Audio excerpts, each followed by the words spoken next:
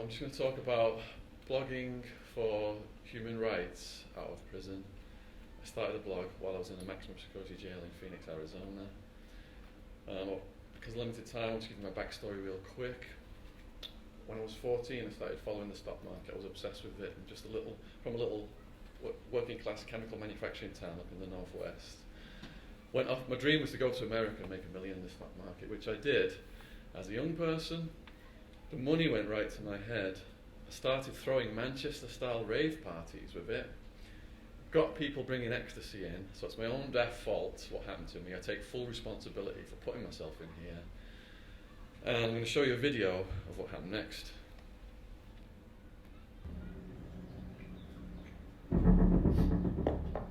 On May 16th, 2002, I get up early to place an options trade on the computer.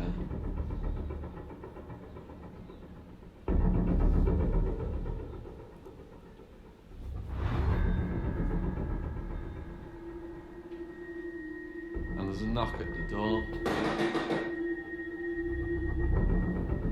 I jump up from the computer.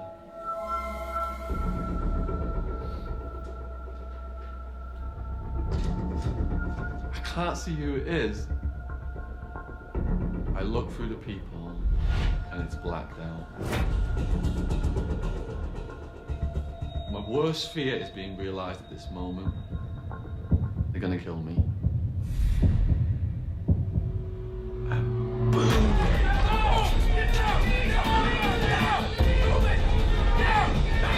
Hands above your head! On the ground now!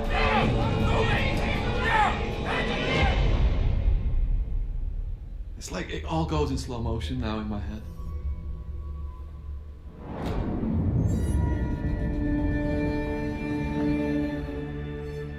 I fought, got away with it. I was mistaken.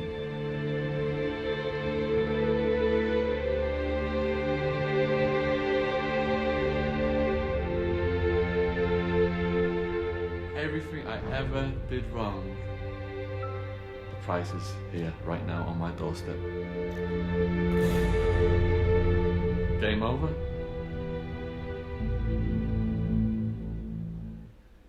Okay, so the jail I ended up in, which has got the highest rate of death out of all in America, not only were the gang members murdering the prisoners, even the guards were murdering the prisoners.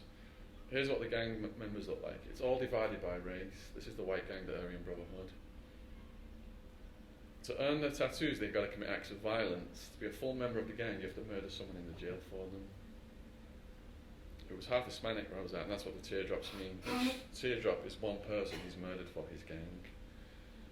So I end up in a cell. It was about the size of a bus stop shelter in a medium security remand jail. And it's designed for one person, but there was 3 bunks in there, so it's way overcrowded. Now it's almost 50 degrees out in Phoenix, Arizona. There was a swamp pool at the back of the cell. It only worked on the day that county health inspector walked through. As soon as he left the building, it was turned off. So what starts to happen is we get these skin infections and bed sores that itch and bleed all over our bodies, especially on our behinds, because it's so hot in there, because you're sweating constantly. But the problem is when you try to scratch yourself, when you're sweating constantly like that, the outer layers of your skin have turned soggy. So you get this itchiness, and you scratch yourself, and clumps of your own skin detach under your nails. Now, under human rights, you're allowed, I think it's 1,400 calories of food a day you're supposed to be able to eat. We got 2 meals a day. Breakfast came in a plastic bag. It was mouldy bread and green bologna. Green bologna is a raw sausage meat that's gone past its sell-by date, and it's got a green shine to it. A lot of the food was in boxes that businesses were throwing away because it had expired. The mould on the bread, blue, green. Sometimes our mould came in these fantastic colours that look like works of art. And we were so hungry we just scratched the mould off the bread, and because it was stale we put it in water and swill it to get it down. The evening meal was a mystery meat slop the prisoners called Red Death. It looked like carroty vomit blended with blood. It had all kinds of random meat in it and it stunk. Sometimes there was dead rats in it. On one occasion we gave a dead rat back to the guards. They said they would investigate it, and they came back later in the day and said the jail won't get in any trouble. They said it was just a potato. And there wasn't much we could do about it. The boss of the jail, one of his favourite quotes, "It costs us more to feed our police dogs than our prisoners." and our police dogs are working for a living. So all my money and assets were seized, and I never got any of it back. My parents remortgaged the house and come up with some money for a lawyer. He comes to the jail, and he's like, look, Shaun, we can get you out of the jail. This is a year in now. We can go to court, have a bail hearing, get your bail reduced, and you can fight your case outside. So I'm all excited, I think I'm going to get out. Go to court, all my local family show up. Seems to have gone really well, but the prosecutor, she's trying to make her name off the back of my case. She sabotaged it, and the judge, when he makes his ruling, he doubles my bail to $1.5 million cash only. So I'm automatically moved from medium security to maximum security because my bail's gone over $1 million. Now, in maximum security, I arrived at about 2 o'clock in the morning into the cell. It was dark, but there's some light slanting in. First thing I noticed, it's a two-man cell, but I'm wondering why my cellmate is asleep on the top. Because where I come from, people fight over the bottom bunk, so I think something's not quite right.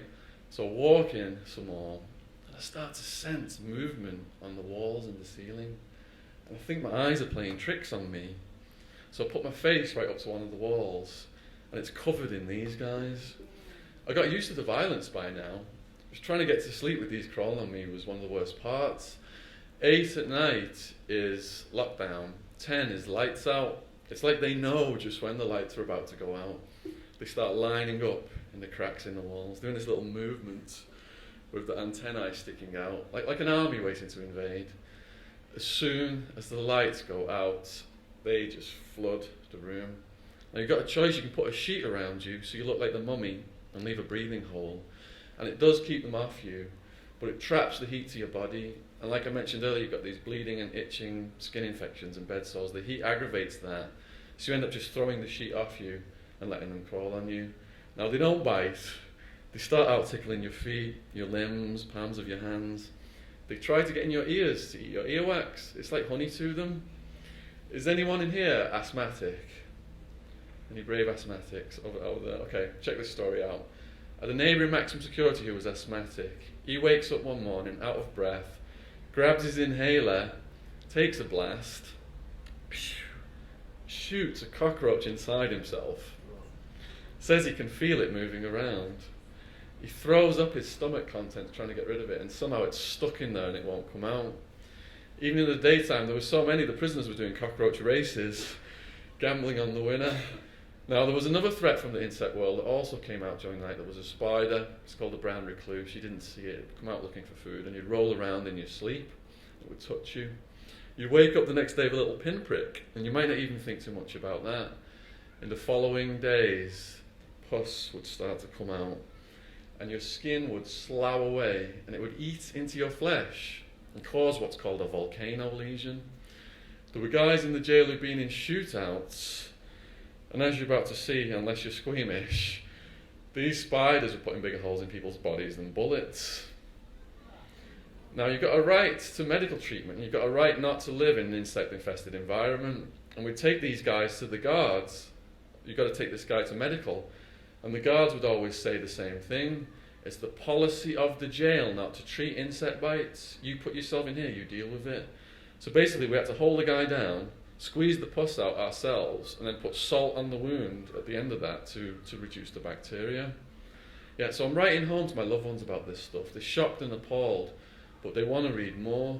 So we have an idea to start a blog. Now, there's no computers or internet or anything like that in the jail, and we can't let the guards find out either, because the guards are routinely murdering the prisoners in this place, and it's not the big bad gang members. Brian Crenshaw was classified as a blind shoplifter. He failed to produce his ID for the evening meal. The guards pulverised him, broke his neck, severe internal injuries. He went into a coma and he died over a month later. Scott Norberg was a mentally ill man wandering a neighbourhood.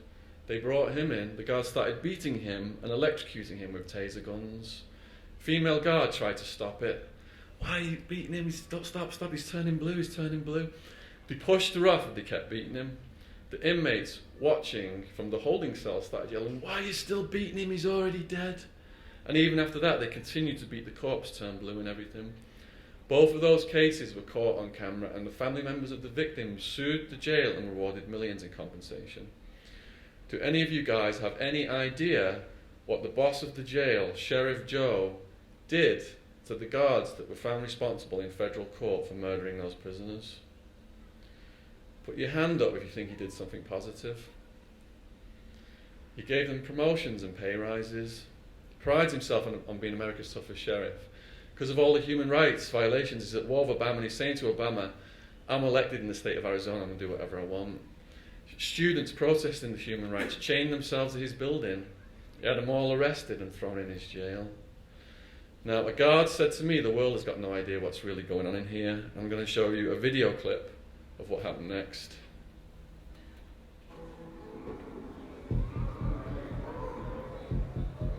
The longer I was spending in captivity, I couldn't believe what I was seeing. All the human rights violations were disgusting me.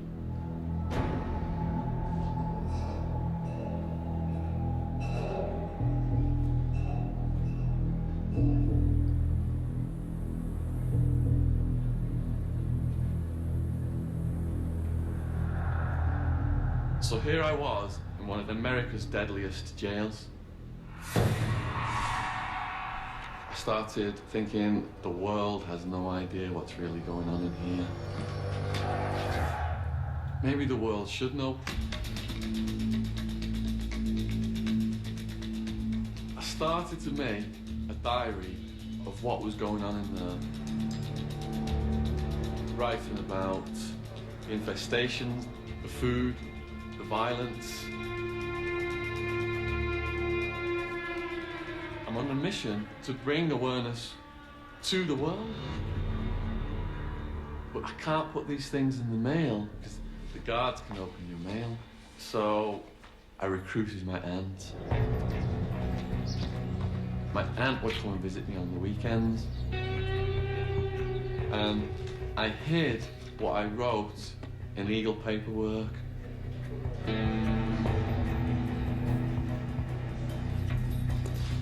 I could release property to my aunt through the visitation guards. The whole time I'm watching the guard at the corner of my eye because this stuff is on his table.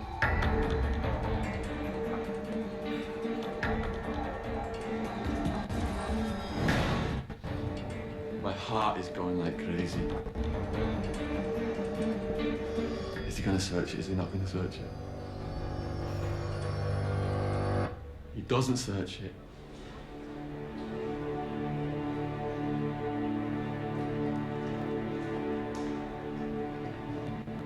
He hands it to her.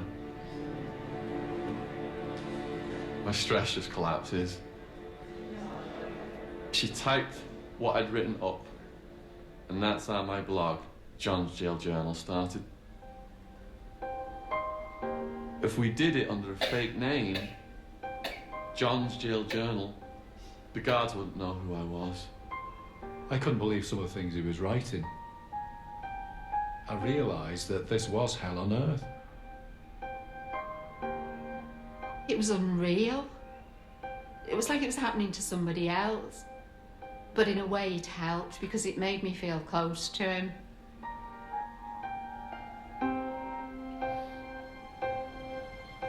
I spent all day writing. My whole day revolved around that. It was a bridge to the outside world. So now the world was hearing about my life and the lives of the other prisoners.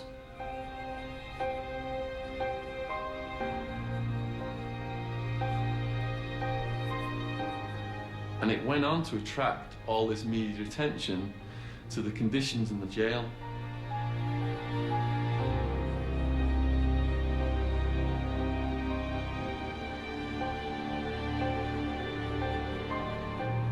I thought I could get these conditions changed and things would be improved, and I feel like I did.